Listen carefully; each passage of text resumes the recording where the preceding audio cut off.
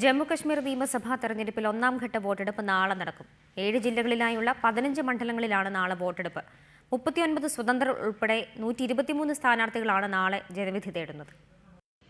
5 ഘട്ടങ്ങളായി നടക്കുന്ന ജമ്മു-കാശ്മീർ നിയമസഭാ തെരഞ്ഞെടുപ്പിലെ ആദ്യ വോട്ട് പോൾ ചെയ്യാൻ ഇനി മണിക്കൂറുകൾ മാത്രം. കശ്മീരിലെ ബന്ദിപ്പോര, ഗന്ദർബാൽ, ലഡാക്കിലെ കാർഗിൽ, ലേ, ജമ്മുവിലെ കിസ്ത്വാർ, ദോദ, റംബാൻ എന്നീ 7 ജില്ലകളിലായുള്ള 15 നിയമസഭാ മണ്ഡലങ്ങളിലാണ് ഒന്നാം ഘട്ടത്തിൽ വോട്ടെടുപ്പ്. ഒമർ അബ്ദുള്ള മന്ത്രിസഭയിലെ 7 മന്ത്രിമാരും 39 സ്വതന്ത്രരും ഉൾപ്പെടെ 123 സ്ഥാനാർത്ഥികളാണ് ഒന്നാം ഘട്ടത്തിൽ ജനവിധി തേടുന്നത്. 2008 നിയമസഭാ തെരഞ്ഞെടുപ്പിൽ ഈ 15 മണ്ഡലങ്ങളിൽ 7 എണ്ണം നാഷണൽ കോൺഫറൻസും 7 എണ്ണം കോൺഗ്രസുമാണ് കരസ്ഥമാക്കിയത്. ഒരു സീറ്റ് PDPക്കും ലഭിച്ചിരുന്നു. എന്നാൽ ഇത്തവണ നാഷണൽ കോൺഫറൻസിനും കോൺഗ്രസിനും അനുകൂലമല്ല ജമ്മു കാശ്മീരിലെ സ്ഥിതി.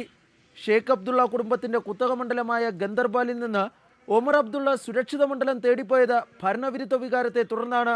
उमर अब्दुल्ला उसने कुछ नहीं किया, जो भी सहलाब वाले थे उनके साथ सरासर नाइंसाफी हुई बस.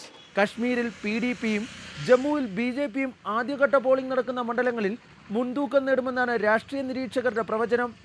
തീപാർന്ന മത്സരം നടക്കുന്ന ലഡാക്കിലെ ഫലം പ്രവചനാതീതവും. നാളെ നിയമസഭാ തെരഞ്ഞെടുപ്പ് നടക്കുന്ന 15 നിയമസഭാ മണ്ഡലങ്ങളിൽ ഭൂരിഭാഗവും കരസ്ഥമാക്കിയാലേ ജമ്മു കാശ്മീർ നിയമസഭയിൽ നിർണായക ശക്തിയാകാനാകൂ എന്ന് പ്രധാന രാഷ്ട്രീയ പാർട്ടികൾക്കൊക്കെ അറിയാം. 2008 ആവർത്തിക്കുമെന്ന പ്രതീക്ഷയിലാണ് നാഷണൽ കോൺഫറൻസും കോൺഗ്രസും. എന്നാൽ നാഷണൽ കോൺഫറൻസിന്റെ ശക്തി കേന്ദ്രമായ ഗന്ദർബലിൽ ഉൾപ്പെടെ മികച്ച വിജയമാണ് PDP പ്രതീക്ഷിക്കുന്നത്. ജമ്മുവിലെ മണ്ഡലങ്ങൾ തൂത്തുവാരാനാകുമെന്ന ആത്മവിശ്വാസത്തിലാണ് BJP നേതൃത്വം. കശ്മീരിൽ നിന്നും ക്യാമറാമാൻ മണിയ സഡൂറിനൊപ്പം B ബാലഗോപാൽ, റിപ്പോർട്ടർ.